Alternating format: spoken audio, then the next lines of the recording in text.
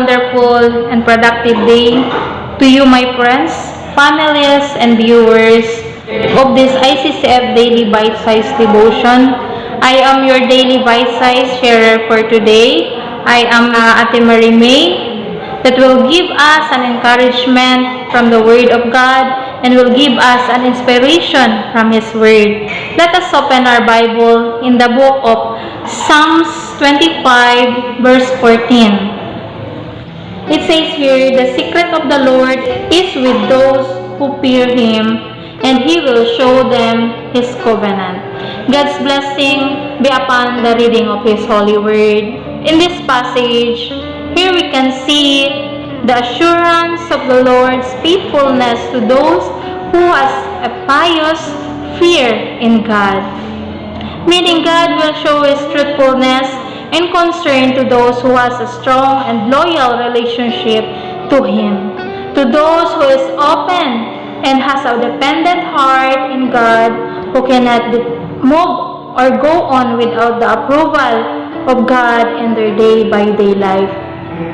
People who is carefully delights in the instruction of the Lord will become close to the heart of God. Their affection to God will become stronger and founded.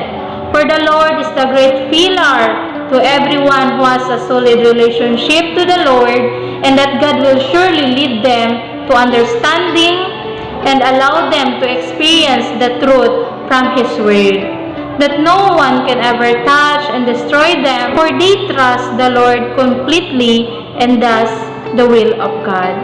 Therefore, everyone must to openly give their hearts, share to Him, and listen the advice from His Word, and to openly pour out all the concerns to the Lord. For God is the great pillar that will embrace and faithfully give comfort to every heart that depend and yearn in the presence of God in their day-by-day life constantly. I hope everyone will understand and have something new, inspiration, learn from the word of the Lord today. Let us all be remembered, friends, family, that God is the only friend that we can trust for. Praise God. Thank you so much. Let us pray.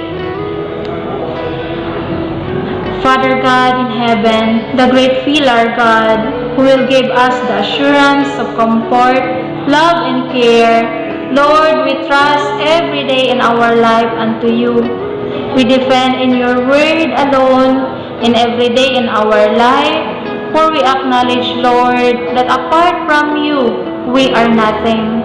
Therefore, we commit everything unto you, O Lord, our whole day. Thank you so much, O Lord God. This I ask and pray in Jesus' mighty name. Amen.